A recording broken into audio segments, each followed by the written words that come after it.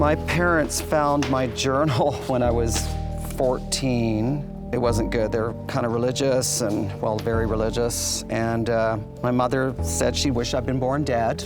Oh my God. I remember like sitting in the kitchen, and I don't know why, but there's like no lampshade in there.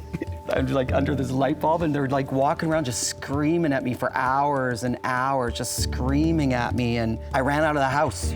It was in the middle of winter. It was in Calgary. I did not have any shoes on, and I ran away. At 14? Yeah. And then what happened? Well, I got sent back, but police picked me up, you know. And then they took me to the hospital, to the psychiatric ward. But then the psychiatrists, they talked to all of us, and they were like, well, we just want you to know that Jeffrey is very well adjusted with his sexuality. And they freaked.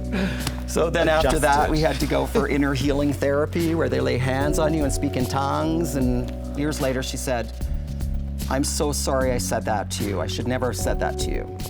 But she never accepted me as gay. Like, she never asked about my partner. She never asked about my, you know, if I was in love or anything like that. Before she passed away, I said to her, Mom, I'm so glad you finally accepted me for who I am. And she goes, I'll never accept that you're homosexual. I pray every day that you'll be healed.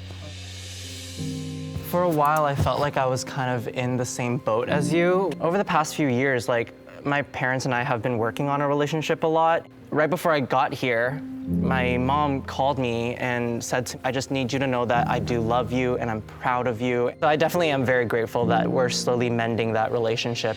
I came out first time with my mom, and I was a bit scared because she is very religious. When I told her that I'm gay, she just paused for 2 minutes and she was like, you know what? You okay, babe? Let it out. I miss her a lot. She said, God gave you to me. You're my responsibility, and I will be here right by your side, whatever happens. Try and make sure that always stand on your own feet. Don't rely on other people. I'm a mama's boy.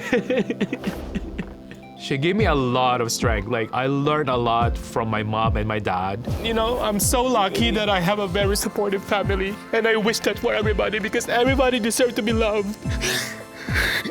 Well, now you have another family to fall on if you ever need anything. I'm so glad that I have you guys now in my life. Absolutely. We are so glad we have you in our lives. And my sister was like, oh, yeah, we know. I'm like, okay, work.